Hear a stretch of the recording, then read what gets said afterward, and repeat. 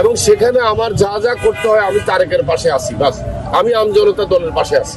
গণমাধ্যমে দেখছি সে অসুস্থ হয়ে গেছে এবং সে যেটা আবদার করেছে আমি মাননীয় ইসি মহোদয়ের কাছে অনুরোধ জানাবো যেভাবে সম্ভব আইনের মধ্যে থেকে ওনাকে যেন যে কয়েকটা ছোটখাটো ত্রুটি আছে এগুলাকে সংশোধনের সুযোগ দিয়ে তাকে কেন অন্যান্য দলগুলোকেও সুযোগ দেওয়া হোক যারা এখনো আবেদন। আমি জানি এখানে প্রায় 22টা দল প্রথম দিকে বাছাইতে আসছে।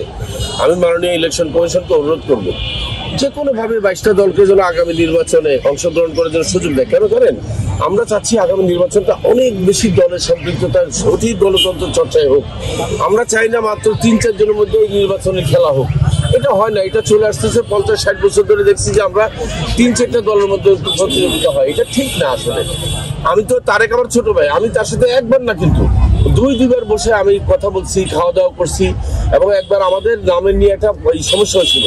আমার নাম ছিল আমজনতা পার্টি, তার ছিল আমজনতা দল। বসছি 2বার বসে আমরা আমজনতা থেকে আমজনগণে এসে সংযোজন করছি। আমার কথা হচ্ছে কি, আমার কোনো জিনিসে কম্প্রোমাইজ করাতে, আমার কোনো জিনিসের সমঝোতার কারণে কারো যদি উপকার হয় আমার অসুবিধা কি?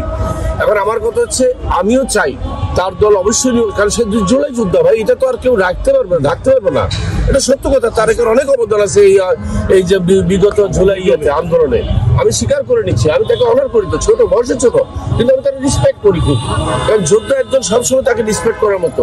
আমি চাই তার সেজন্য অন্তত এই জিনিসটাকে বুঝে যে আমরা তার পাশে আছি, আমরা অন্যান্য রাজনৈতিক দল সবাই তার পাশে আছি। কি করতে হবে বললে আমাদের কোনো ঝগড়াঝাটির দরকার নাই, আমরা দরকার হলে ব্যক্তিগতভাবে অনুরোধ নিয়ে যাব আমাদের ইসি মহোদয়ের কাছে যে আমি আজকে আসছি আমার জন্য না, আমি আজকে আসছি অমুক দলের জন্য, অমুক দলের জন্য, অমুক দলের জন্য। আমি শুধু একা তারেকের পক্ষে কথা বলতে চাচ্ছি না, আমি চাচ্ছি যে সমস্ত দলগুলো বঞ্চিত হয়েছে, যারা বিভিন্ন কারণে ছোটখাটো কারণে বাদ গেছে, এমন দলও তো আমরা দেখছি যাদের এই সমস্ত কাগজ ঠিক মতো হয়নি, তারা হাইকোর্ট থেকে না কোর্ট থেকে অর্ডার নিয়ে আসে, ইসি মহোদয় তাদেরকে হয়তো দিতে বাধ্য হবে, আমি জানি না।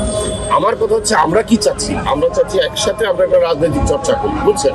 এখানে বিরোধের কিছু নেই, আমরা সবাই কিন্তু একটা পক্ষ, যে পক্ষ হচ্ছে আমরা স্বৈরাচারের বিরুদ্ধে, আমরা সবাই কিন্তু স্বৈরাচারের বিরুদ্ধে, আমরা ভবিষ্যতে আর কখনো স্বৈরাচার সরকার চাই না। এবং সেখানে আমার যা যা করতে হয় আমি তারেকের পাশে আছি, বাস আমি আমজনতা দলের পাশে আছি।